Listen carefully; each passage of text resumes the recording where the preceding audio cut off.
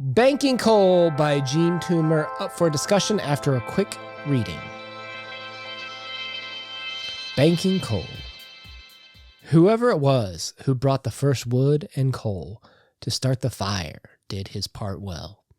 Not all wood takes to fire from a match, nor coal from wood before it's burned to charcoal. The wood and coal in question caught a flame and flared up beautifully, touching the air that takes a flame from anything. Somehow the fire was furnaced, and then the time was ripe for some to say, right banking of the furnace saves the coal. I've seen them set to work, each in his way, though all the shovels, and with ashes, never resting till the fire seemed most dead. Whereupon they'd crawl in hooded nightcaps contentedly to bed. Sometimes the fire, left alone, would die, but like as not spiced tongues, remaining by the hardest on till day would flicker up, never strong to any one who cared to rake for them. But roaring fires never had been made that way. I'd like to tell those folks that one grand flare, transferred to memory tissues of the air, is worth alike or for dull minds that turn in gold, all money ever saved by banking coal. Bravo, good sir. Bravo, good sir. Interesting little poem recommended for us to read by one of our followers. And I'm kind of curious why obviously you and I did a very deep discussion on Cain, where we're really kind of wrestling with it, trying to understand its meaning. I don't know anything about this, like if this was published in a larger work or whatever, but I'm reading this in and of itself is what I guess I should start with. This one poemed the poems for sure. I struggled with it, I'll be honest. There's a lot of imagery here. I think there's a lot of depth. I think he's explaining a lot from the Harlem Renaissance side that we can get into. I'm sure I missed a ton, so I'm gonna need some help, a heavy lift tonight. Okay, I'm with you. Let's just take it piece by piece, if we will, as we do. Let's start with the opening four sentence. Whoever it was who brought the first wood and coal to start the fire did his part well. Not all wood takes to fire from a match, nor coal from wood before it's burned to charcoal. Right? One of the first things that kind of pops out to me when I read this is, we're talking about a sequence, right? Like the match to the wood to the charcoal, I guess the air, match, fire, right? There's like a process, and we're talking about how every time something happens, it doesn't always make it to the next step. And it kind of makes me wonder, what are some of those factors, those elements? Like when you strike a fire, you're like, well, that one didn't work, I'll try again. Like, are we talking about perseverance? Are we talking about the strength? Was like the match not strong enough? Like there's something about how sometimes in a sequence, things don't move forward, like in a chaotic system almost. This is the part of the poem that I felt most comfortable with. It felt like Toomer was speaking about a community, that it isn't one single coal that is going to make this fire. It's a collection together. It took what came before, his ancestors, what's happening now, and even if they fail, it's still going to move forward, and there could be the creation of fire later on. So yeah, I like that kind of sequencing of events of past, present, and future working together in tandem.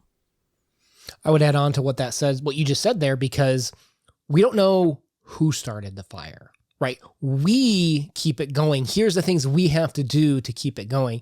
Now, let me ask you this. Did you notice in this entire poem, this first usage of the word fire is capitalized, almost like a proper noun, right? To start the fire, not a fire, not to start, a fire. It's to start the capital F fire, right? It almost makes me think that this is important, right? Like this, the word fire, because fire to me represents change, right? Like once something burns, typically there's no going back. Like you only move forward with that change that fire brought. That this could talk about the idea of change needing to happen too in some levels. Not only is the change happening, that the change is a good thing. It feels very positive. He describes it as beautiful. He has a lot of, I think, good intentions of, because a lot of times you think of fire change, purifying, but destructive as well. And it doesn't have that destructive feeling. It has a positive motivation to it. Yeah, you're right, because it does say beautifully. Let's read the next 3 lines. The wood and coal in question caught a flame and flared up beautifully, as you said, touching the air that takes a flame from anything. I don't know if I have anything insightful to add here, but that is an interesting point about beautifully. But I will say, wow, that's a beautiful line. Like the flame, like the air that takes flame from anywhere. Like the idea that it's almost like, I don't know if we want to, but you could put a layer of maybe greed into the story. Like greed, like I'll take anything. Like I'll take it. Like just give it to me. The fact that air will just take the fire from the change, right? Like that it'll take it away. And that's what allows the burning and the change of wood to wood ash or coal to embers, essentially, right? Well, I guess they could both be embers, but the idea of the air taking and being a part of the change to make what was there different. And maybe I'm reading a little bit into this. If we look at it maybe from a higher level too, from the Harlem Renaissance, Toomer might almost be like being very humble here of it. He might be saying, it's not me. It's not this one other poet or artist. It's all of us. Again, that sense of community, that they're all contributing in their own unique ways. They're helping move forward together as a people and finding their identity. And it can come from any time it'll spark, and it could, touch anything in the air. It's not, to me, he's not saying you can't go back to this single work of art and say that's where it started. So you could almost take the fire as art, inspiration even, and the change is how the Harlem Renaissance greatly influenced how people consumed and thought of art, what they thought of the African-American community who was, expressing their identity through poem, through music, through lyrics, that the fire is like that inspiration perhaps that is changing the landscape. I kind of like that. And as you move into the next stanza, the next piece of the poem, he talks about that through all the different shovels and ashes, he says, nothing's resting till the fire seemed most dead. And I think that he's saying, hey, we're going to wax and wane through this. We're going to have highlights and lowlights. Again, we just have to keep that sequence moving, keep persevering, keep moving forward, keep talking about it. Don't let them forget about us, and our fire will continue to burn. Okay, so for those that are new here or maybe don't know, city boy here, country boy on your side. I don't know. I mean, I can't be the only one. I actually did not know what banking a fire meant. Banking coal. Did you know? Like stoking it, keeping it going, keeping it alive through the night. Yeah. Okay, I had no idea. Okay, that's fair. I watched a 5-minute YouTube video of a dude at night literally taking wood ash, putting it over the coals and the ember, and then coming back the next day, raking it off, and then, rekindling a new fire from the heat that had been captured there, right? So that it didn't just die out. I literally had to learn that for this poem. Okay, now that embarrassment's over. No, that's cool. Hey, you got to learn new things, man. That's awesome. But how do we now apply this here, right? If the fire is the inspiration or the art coming out of the Harlem Renaissance, changing the landscape, how do we keep it going? We may not know who started the inspiration, who started the art, who started the movement, but we know the players, right? And to me, what's kind of interesting in learning what this meant, particularly with locomotives and stuff like that, there's an element of my hard work today doesn't just end. It gets banked, right? And then the next person tomorrow that picks it up continues that torch, continues that fire, continues that change.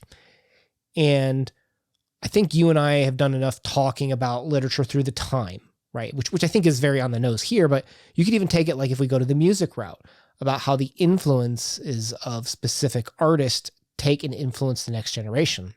We put these into movements at a classical level, and a lot of times the new movement is a reaction and almost complete 180 shift in thinking about the previous movement, right? And that's kind of interesting when you think about it from like the banking coal, is that like, okay, we've started this fire. Okay, we're going to put ash over it. My time's done, right? Ashes, right? The next job, the next day, whoever's continuing this movement, their job is to take off that ash, continue the fire with their own kindling, start a new fire, start a new change for themselves, and keep that generational push of inspiration and art and change, which I think is kind of cool. Yeah, it's very inspiring. It's very uplifting. Again, he's saying, we made a change. We made a difference here. And it's not going to be that roaring fire all the time. It's going to die down. You can simmer down now, right? But that's okay, because it's going to stay not hidden. It's just going to be tucked away for later. And then when the right person comes along, they're going to be able to rake away the ash and then reinvigorate things. And it's going to go through this cycle over and over again. And I think the poem itself, it kind of does that as well, which is kind of interesting, because here we are, 100 years later, and this poem is, sparking our imagination. It's, inspiring us to learn more about this time period and read more about these, great poets and authors of the time period. So it literally did its job, which is awesome. Okay, sometimes we agree too much, and I want to play like devil's advocate. Okay. Bear with me here.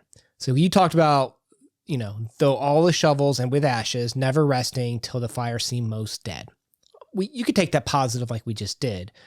But what about like the idea of the change burns out the previous generation, or they never got to see the flame continue because they burnt out, burning from both ends, like the candle from both ends, right? There's phrases like that.